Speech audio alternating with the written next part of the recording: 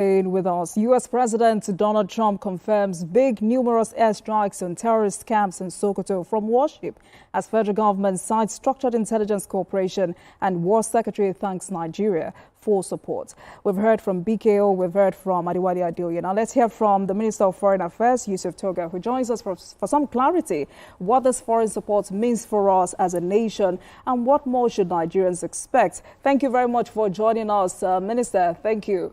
Thank you for your patience. Good evening to you. Thank you for having me. Right. So first, what does this mean for us as a nation? And can you also confirm that the federal government was aware of this operation? The federal government was very much aware, as I explained in another program.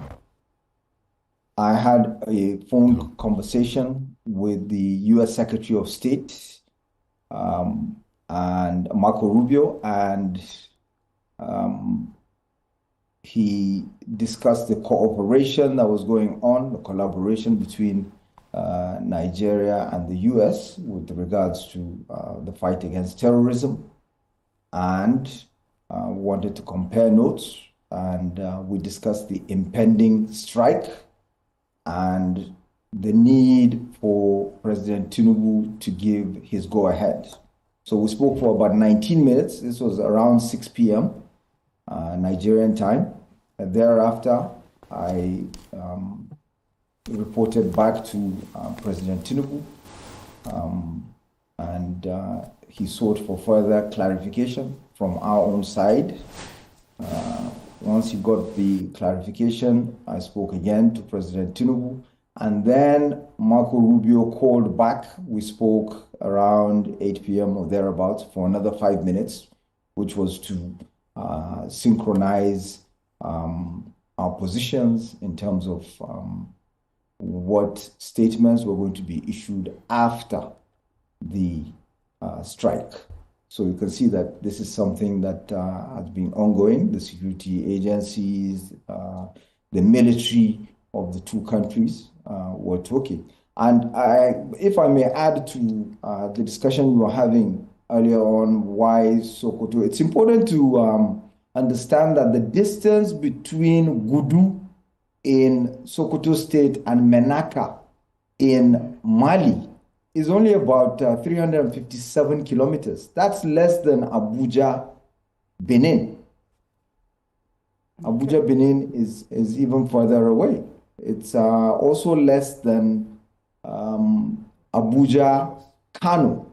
So sometimes we look at these states and, psychologically we think that they are so far removed from each other. The countries are so far removed, and the state itself, when we are talking about the difference between Zamfara and Kebbi and Sokoto, that why not Zamfara, why not Kebbi or Katsina, why Sokoto?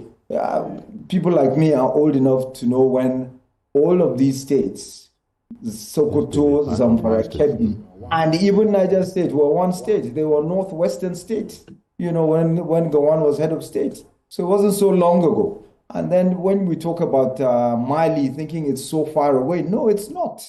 And that's why we keep talking about the regional nature of the conflict, of terrorism, of banditry, of the insecurity that is affecting the Sahel. The Sahel region is right next to us. So we're not removed from all of that. So it's important to make that connection and have that understanding of the geographical nature of the conflict, which is why the right of pursuit through the use of the multinational joint task force as a platform has always been effective. And historically, it's always been effective. When there's conflict in these areas, in the cross-border areas, it's important that the forces of one country are allowed to cross the border and go into the adjoining country in hot pursuit. So that's why, with the multinational joint task force, you're allowed to go in as far as 20 or 30 kilometers. And we lost that when Niger pulled out of that. Why did Niger pull out of the multinational joint task force? because of the military coup that took over the government in Niger. Why did that happen? Because of the failure of the EU Sahel strategy and the use of Azawad groups, Tuaregs, to try and curb illegal migration. And that created a problem because the Azawads, the Tuaregs, want to create a country of their own. They have these separatist groups, irredentist groups that want to break the country up.